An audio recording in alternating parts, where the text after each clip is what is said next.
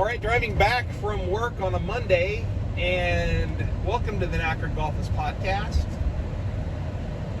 I just wanted to talk about a little bit of golf that I partaked in. I don't know. I did a little golf-related activities this weekend or this last couple days. I wanted to go play golf over at Hidden Brook, but it was a little too hot for me, and so I decided to skip that. And instead, I took a little bit of a drive down into some cooler temperatures down in outer Vallejo, and then over to Sonoma. And I took a stop over at Sonoma Raceway, and then I ended up over at. I took the scenic route to get to Napa Golf Course, and I found that green to be really good, and it was nice and big, and it had some really good par 8 cups on there, and they had some live music going, and I made a video over there with my TaylorMade Manta long putter, and I had tried to, I still got to post that video of the putting session I had over at the Laguna Seca Golf Ranch. I got to post that. And I discovered this thing, and it's sort of like when you hit the turf a little bit after you strike the ball, and it sort of helps, I think, keep the ball on line. And it's more. I think it's a more solid way of doing it if I can do it consistently, and it helps me know that I putted through the ball. Anyway, it's a thing that I'm a little bit it's a little thing I'm working on, I guess, with putting. And I didn't have my long putter then. I was using my Ping B61, but I was doing a bit better with it, and I was trying to emulate a few of the 64 footers, U.S. Open putts that Gigi Spawn had at Oakmont. But it was a nice green, and they were having a wedding at the same time, and I thought it was kind of enjoyable in the nice cool breeze of Monterey in the the Highway 68 corridor, which I affectionately like, and I kind of love that area. So, but anyway, it was really good. It was good, and so this weekend they had some golf on. They had the U.S. Senior Open on, and they had this Rocket Mortgage Classic from Detroit Golf Club, and then they had the Live Tournament. I guess it was down in Dallas or something like that. But my attention was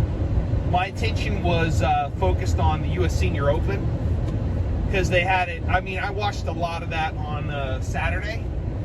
I think I watched about 2 hours worth of it, and it was presented with no commercial interruption by Rolex. And I thought that was really, really cool to be able to see everything and getting in tune with what the tournament was. And, people were having a good day and some people were having a bad day. It was just difficult to, it was kind of difficult to watch Billy Mayfair, not Billy Mayfair, but Billy Andrade.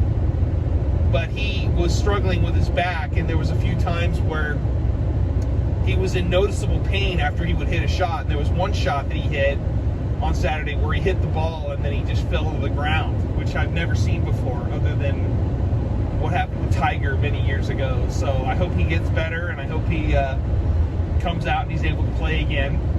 But I mean, I guess he played on Sunday, and I think he finished it like even par, so that's really respectable. And so I think that with all the stuff going on, that's really awesome that he finished the way he did. So, and I hope he gets the treatment that he needs. So, and then him and Brad Faxon are really good friends, and Brad Faxon was in the commentary booth and sort of like, giving him well wishes and feeling for him and whatnot, being a friend about it. So that was really good. And then there was this, so Patty Harrington won it, and then I find out that he had a bit of a contentious argument with Roger Maltby, because Roger Maltby wouldn't help him find a lost ball, and I thought that was really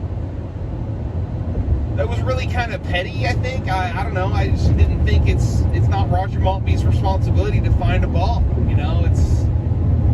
You you could really tell that Roger Maltby was he was annoyed by it, and he was, he didn't have a very pleasant look on his face, and I've never seen him angry or anything, but I did approach him, and I did talk to him once, and I thought he was a really cool guy. He was from San Jose. He went to San Jose State.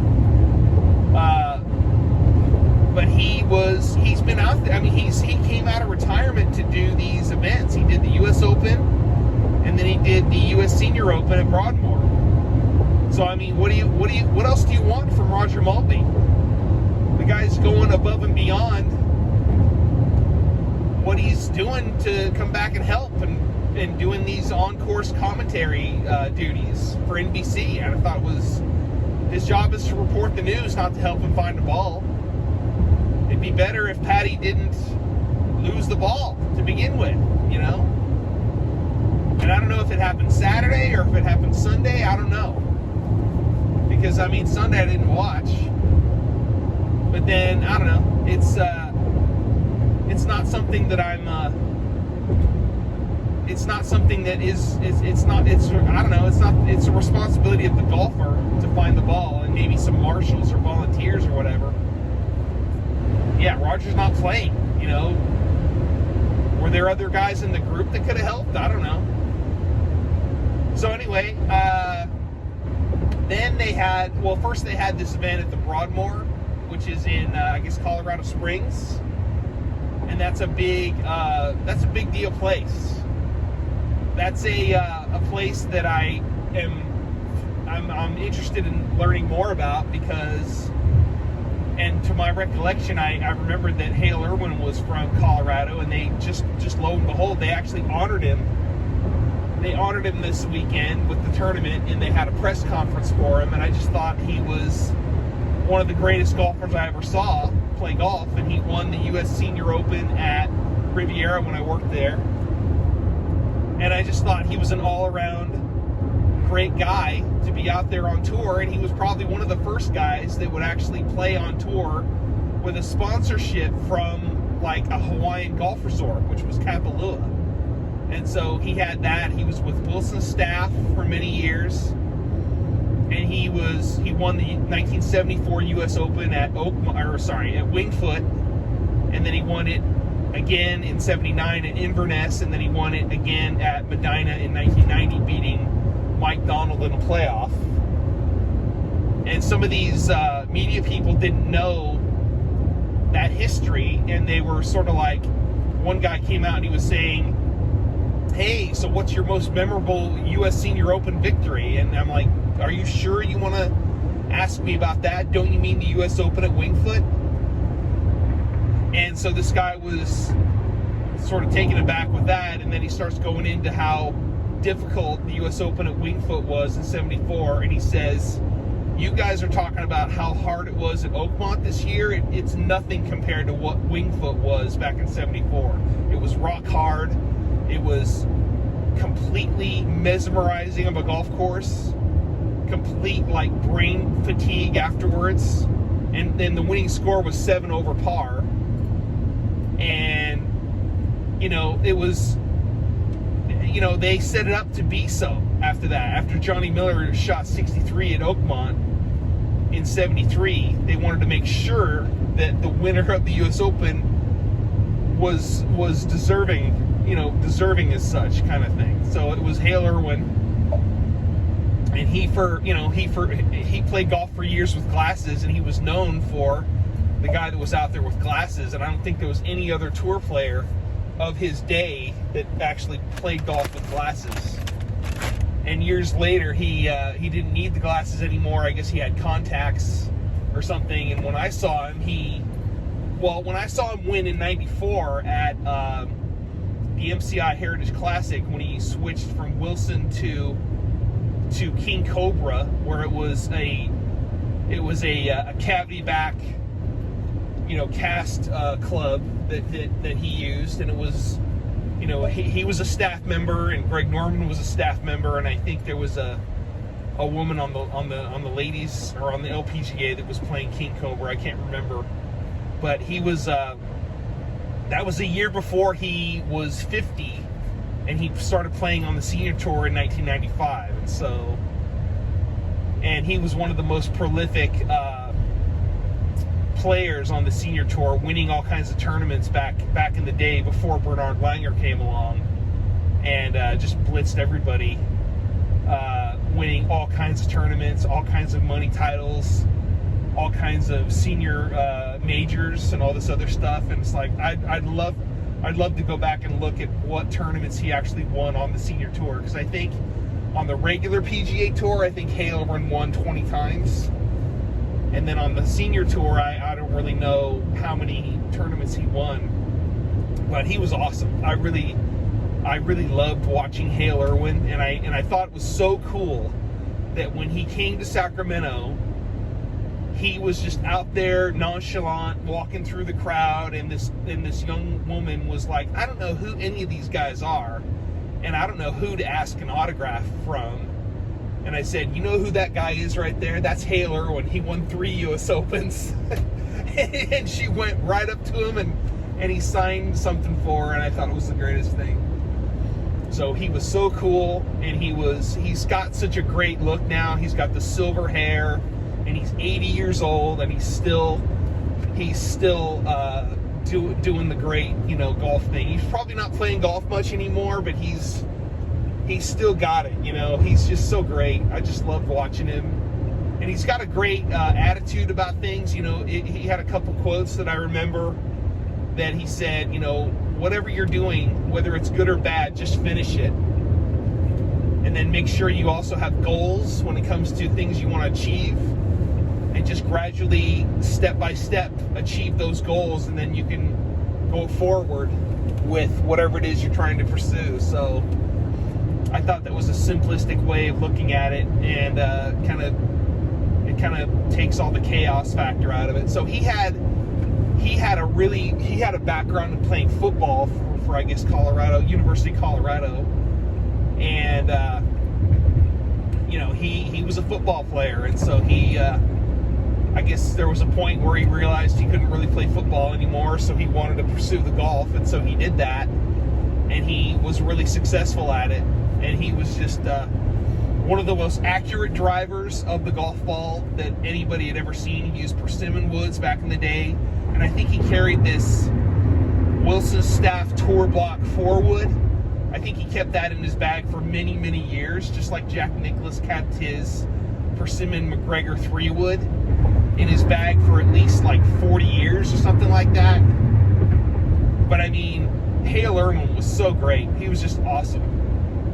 And, he had a really, really simple swing, and it was really repeatable. It was a really upright swing, and it was a full body turn where he goes up to the top, comes down, and it's all in the same swing plane, and it's just immaculate to watch. And I didn't think he hit the ball very far, but he was a consistent driver of the golf ball in the fairway.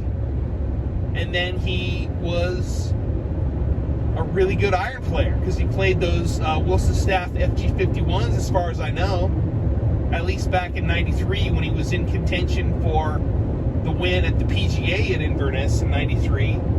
I thought he was a guy that was using persimmon woods off the tees. It was him and Nick Faldo, and of course then there was Paul Azinger and Greg Norman that were using metal woods. But I mean, those guys were still in it. They were using the Titleist Tour Bellata balls, and I mean that was the year also Laney Watkins holed out from the fairway on one of those shots on Sunday, and he was playing the Founders Club blades, and I just thought it was so cool to see all that. I hope that there's a video somewhere furnished by the PGA of America that showcases all that, and I got to go back and watch the 1990 U.S. Open. When Hale Irwin won at Medina, and he won the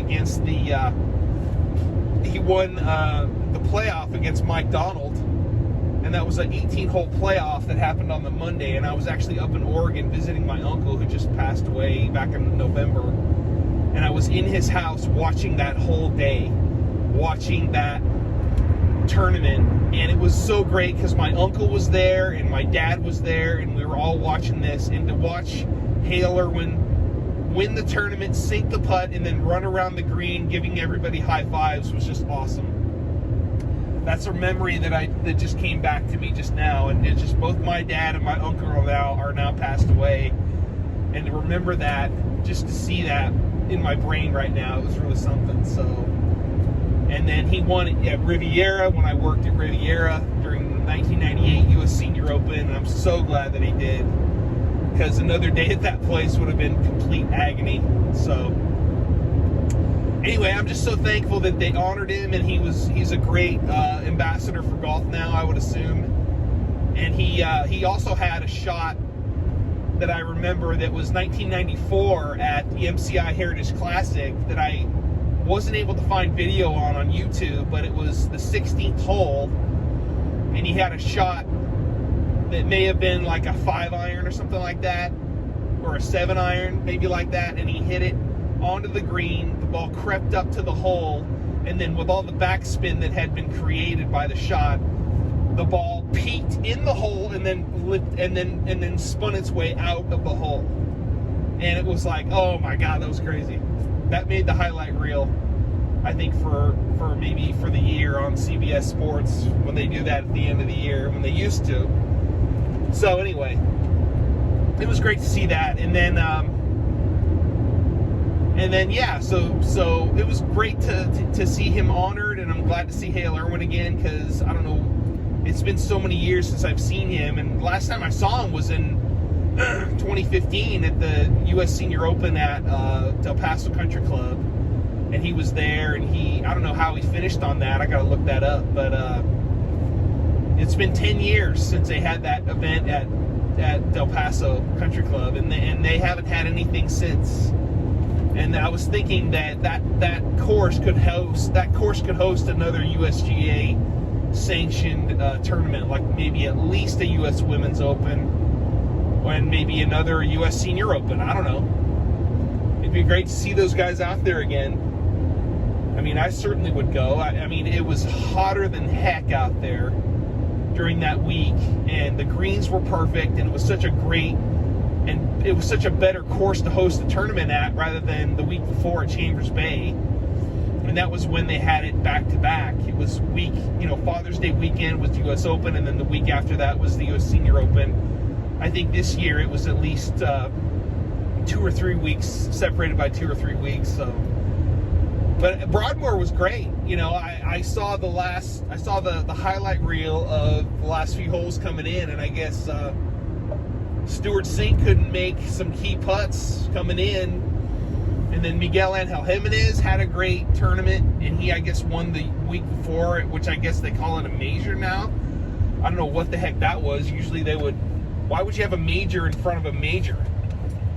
That kind of thing. I don't know. That was great to see him. And he was so, cool out there. Miguel Angel Jimenez he had a pink grip on his putter. But I thought that was cool. He's a really cool guy to watch. And then I think Stuart Sink might be my age. He might be, early 50s. So, and then Patty Harrington, he won it. And then it was Miguel Angel Jimenez, who was third place. And then there was a couple other guys behind him. And it was interesting to see who's the Norwegian guy, or the Danish, Thomas Bjorn.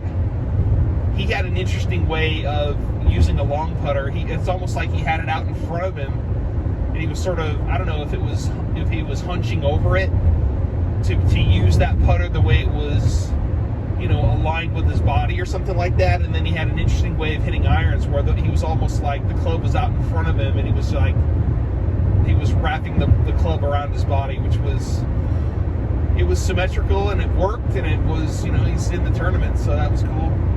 It was good to see him doing. He had kind of a belly like I do, so that gives us hope. So anyway, all right. So yeah, I can't. And then this kid Pot Guider won in Detroit after a 5-hole playoff or something, and that kid can really hit the ball from South Africa. He's a 20-year-old to get that ball out there, but he's got really good swing speed, and he's got this. he was in the hunt for a couple tournaments a few weeks ago, and now he finally came through winning in Detroit. So anyway, that's cool. And then the next week, I guess, is the John Deere, and then week after that, they're going over to the Scottish Open, and then they're going to have the British Open after the Scottish Open at Royal Portrush in Ireland. So that ought to be really, really good weekend of golf in middle to late July. So, all right, I guess that's about it. And then I went to the course. I went to the course on Friday at Napa, and I made a putting video for my YouTube channel. And then I went to the course again over at Thunder Valley National in Rockland at Whitney Oaks, and I had a good putting thing out there. It was really hot. It was like 100 degrees, but my rig that I had was really working, and it wasn't making my phone fry out there. It was actually keeping my phone. My phone was warm, but it wasn't gonna collide. It wasn't gonna turn itself off because it was too hot. So I thought that was good. All right, so yeah, so that's about it. So hope you're doing well. Thanks for listening. This is the Knackered Golfers Podcast on the Observant Ear Radio Network.